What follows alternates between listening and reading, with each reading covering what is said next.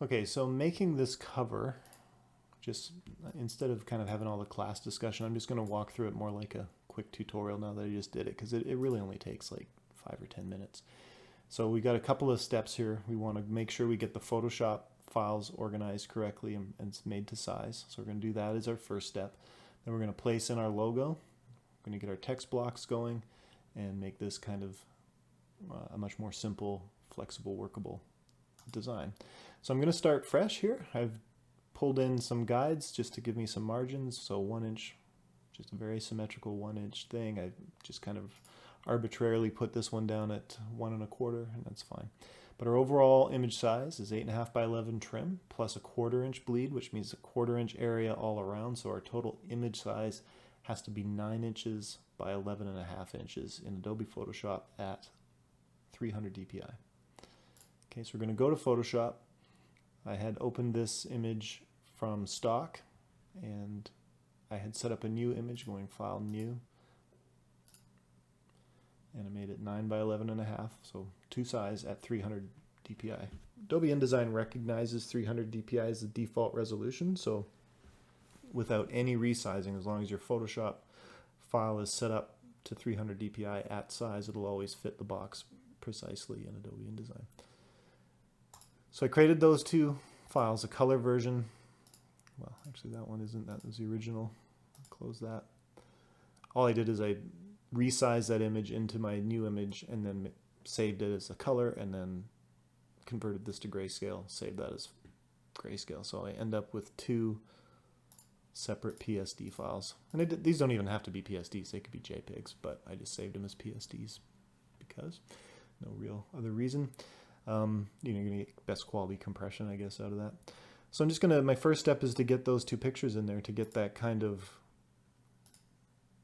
color and gray crop area, but I don't want to have to worry about perfectly aligning those bits in Photoshop. I can do all of that in InDesign, and it's just going to make it much easier. So File, Place, or Control D, which is the shortcut. Gonna grab first photo, grayscale, hit OK. Show import options is on. Sure, that's fine. I mean, you can actually choose which layer. So if I wanted to put the color and the black and white in one PSD file, I actually could do that. I could just pick which layer I want to show. Anyways, I've did it as two separate files. It's the most basic way to do it. Nothing wrong with that. And then I'm not going to click and drag. I'm just going to literally click right on the origin of the bleed. Okay. So what that's going to do, InDesign is automatically going to take the image at 100% size and make it fit, make a box that fits it. And if I want to rescale it, I'm not going to use a bleed, but turn autofit on, kind of a time saver. So that's the black and white layer. Now I'm just going to bring in the color one right over top of it. So File, Place again. And I want it to be precisely aligned with the black and white. So I'm going to click on the same point, the origin of the bleed, snap right in there. So now it perfectly fits. And then I can use the direct selection tool to crop this image over top. Nice and easy. Everything aligns, don't need to do anything more than that. We want those white lines, so we're just going to do that here. Select paper, which is white, make it 2 points. Great, so that's that first bit. So next thing is the logo box. So we're going to grab ourselves a graphic object. We've got grid snapping turned on. It should snap. But look, this time I'm just going to align it right in the center. 2 point stroke, paper. Okay, so that's our logo block. And while I'm at it, I might as well put in my text object. Even though I had snapping on there, you can see it didn't quite snap. As we went through in class, the snapping isn't perfect in InDesign. You gotta zoom in sometimes to get things to line up and snap properly. So with my grid snapping on, like for some reason, that's the grid snap. When I was zoomed out, it didn't actually snap perfectly on the grid. Ah, man. There we go. Yeah, snapping is just a little finicky, honestly. And sometimes just relying on snap to grid isn't ideal. You might want to drag a guide if you really are concerned about these two blocks perfectly lining up. And I kind of am, actually, because, you know, I don't want this sort of thing happening, which is very easy to accidentally do. You know, I've sort of got this, it's going to be thicker because these two boxes don't perfectly line up. So I'm going to grab a guide and I'm going to put it right in the middle, which would be here at 4.25.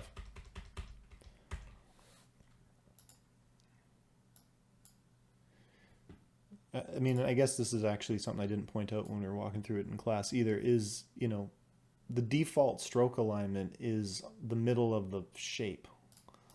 So if you want to put two lines together like this, it's going to make a double thick line by default, which I don't really want. I want a consistent line between these things. And I think I'm just going to use guide snapping here. I'm not going to mess around with anything else. There we go.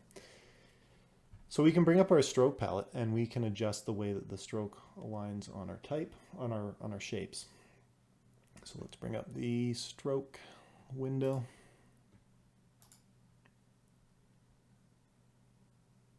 And you can see a line stroke. So you can align on the outside, like right now it's centered. I think what I'm going to do is just align it on the outside. That way I can overlap these boxes. And now I've got a nice consistent 1 point line with those two boxes snapped into place. So this is my graphic object, this is my text object. We know we're going to put the title centered. So the first thing I'm going to do here is just right click for text frame options, and I'm going to just align to center. So that means whatever I type in here, it's going to be in the middle. And you know, the paragraph style is set to center align, so it just sits right in the middle of the box, whatever text we end up putting in there, and I'd made that paragraph title using this font. Let's get the logo placed in there. I'm going to go back and go to my root folder where I put the logo. Remember, I had made the white version of the artboard, so with show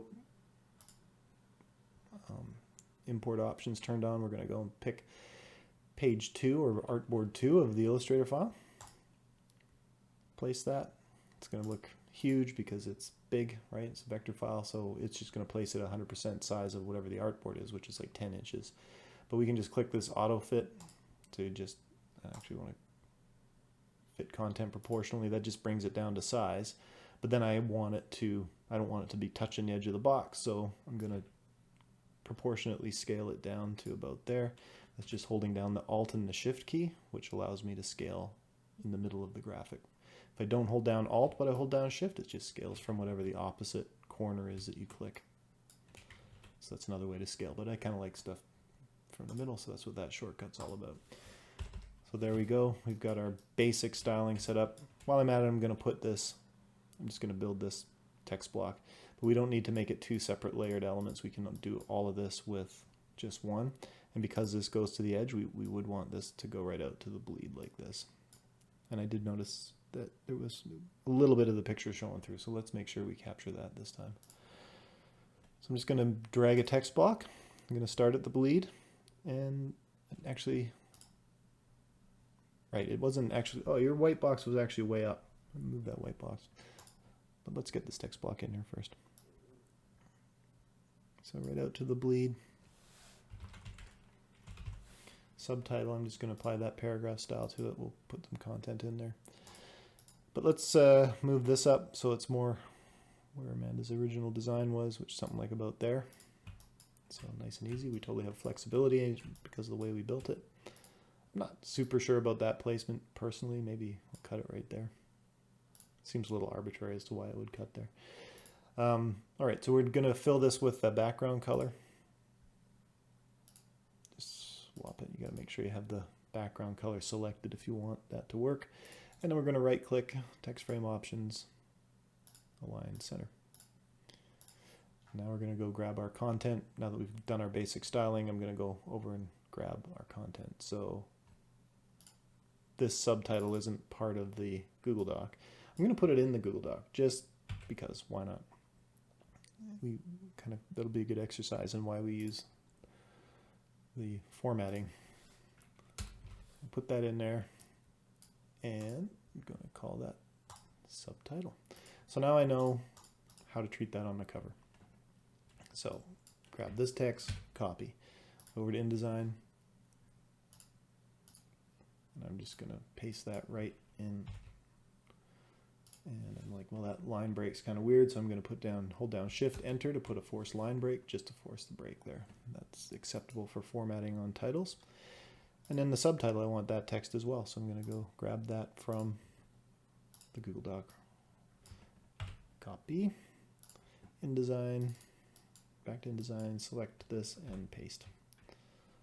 There we go. Cover design done. So those, InDesign's really quick for hammering stuff together. That's what we want to do. We want to do as much of our kind of formatting and alignment just using the grid snapping as much as we can, and everything kind of works out nice. And it's also print production ready. So that's all there is to it.